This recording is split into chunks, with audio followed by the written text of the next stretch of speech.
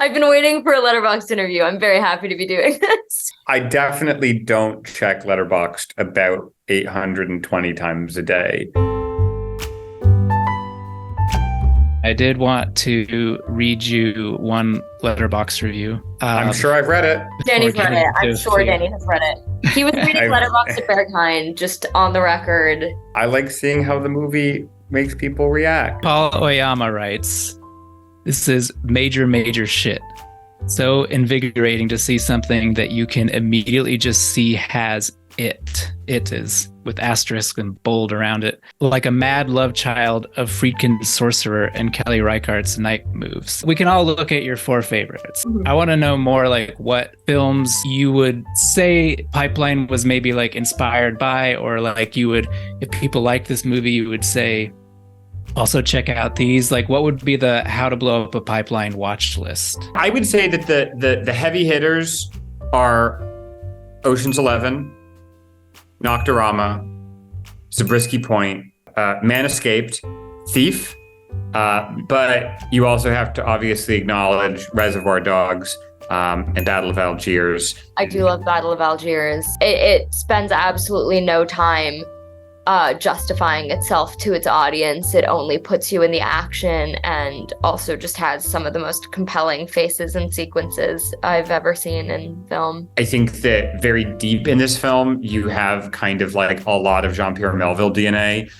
You definitely have Army of Shadows is like, I think actually like probably the closest corollary of a movie to this movie in terms of like a film that is fundamentally an ensemble heist film that is like about political revolution, and obviously Le Cercle Rouge. But there are also a handful of like climate movies, like Woman at War is amazing. Oh, Woman at War has become one of my favorite movies since we watched this. It is just about a woman in Iceland committing acts of property destruction in her area, and the movie unapologetically and completely sides with her, and it's a beautiful movie about looking towards the future and our personal relationships within a movement like this. If a Tree Falls was a movie that we were looking at the story of the Earth Liberation Front, and another film that we never talk about, but we really should talk about because it was actually like a really big part of the research process, is Four Lions. Yeah, we don't talk about that one. Yeah, well, I think it's partially, there's like some good reasons that we don't talk about it as much. Yeah. But Four Lions is definitely a movie that we thought about just in terms of like, dynamic and the humor and yeah. Wild Indian is a movie that we talked about a lot, and I think that like Lyle is somebody who I know, we share a composer, and I think that movie is like such an extraordinary evocation of like a contemporary Indigenous character, and I think was a film that like really helped us even just initially conceptualize Michael in a way that I think would be more complex than I think we would have been able to, even as a starting point, work from otherwise. Just a few more. Hurt Locker, Elephant, the short film by Alan Clark, was something that that was like the first thing that Tehila, my DP, and I watched. And Selma, which is actually should be like very high up on the list, because I think that Selma is actually like one of the few contemporary films, and probably the only contemporary Hollywood film in years, that is actually about like the tactics of change and the strategy of change, and that takes a kind of frank and complex moral view at what it takes to create the change that you would wish to see in the world. He was exactly as involved as made sense for him to be involved. We met with him initially. He connected us with a bunch of activists, journalists, thinkers in the space.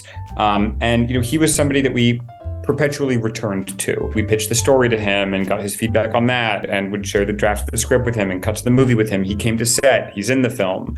I think ultimately he was mostly just kind of like giddy and excited, but it was also a creative stopgap or a philosophical stopgap for us. We always knew that like we could turn and get his feedback and his insight on like the way that we were handling ideas, the way that the rhetoric was playing out in the film. But by the same token, we were always very upfront with him that like the movie was different from the book and it had different goals from the book. From the first time we spoke to him, we were like, we're gonna, we want to adapt the book. We want to adapt the ideas of the book. We're also going to incorporate some of the criticism of the book into the film itself. And he loved that idea because I think that like part of the reason you write a manifesto of his book that he liked. Like yes. he was like, this is some good stuff that you should incorporate, because when you write a manifesto, you're engaging in a particular kind of culture where like the point is that it gets, it gets a certain kind of conversation going. But I mean, he ultimately, has a much more complex understanding of this issue. And so it was really great to always just be able to understand from him what he felt was important or not. I think his only material note on the movie was that he didn't believe that we still had punks in the United States. And I had to assure him that we do, and that this is what they look like. Yeah, I mean, I lived in Olympia, Washington. That Portland getup was exactly what you see in the Northwest.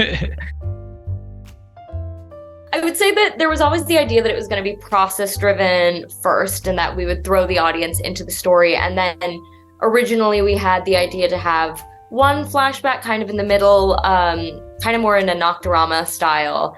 But as we were writing it and we had all these conversations happening between characters, we sent it out to a couple people who immediately were like, this is so boring. And also all these conversations would have happened already. Like, you don't get to this point not having already come to some sort of agreement. And then we watched Reservoir Dogs and we're like, oh my God, let's steal that. So part of the thing that we kind of felt watching Reservoir Dogs and kind of the naked thievery a little bit was this idea that like Reservoir Dogs kicked off this moment in the 90s of films that were kind of like formally or structurally audacious, but that usually had very little going on under the hood in comparison to kind of what you might have seen as the independent film revolution of the 70s, which was quite the opposite. There was something about taking this movie that's so emblematic of this 90s style of filmmaking that is kind of pretty hollow, despite being a, entertaining pop culture object, and saying, let's literally apply this to something that is nakedly political and see what comes of that. And there's something that is kind of material and provocative about that idea on its own.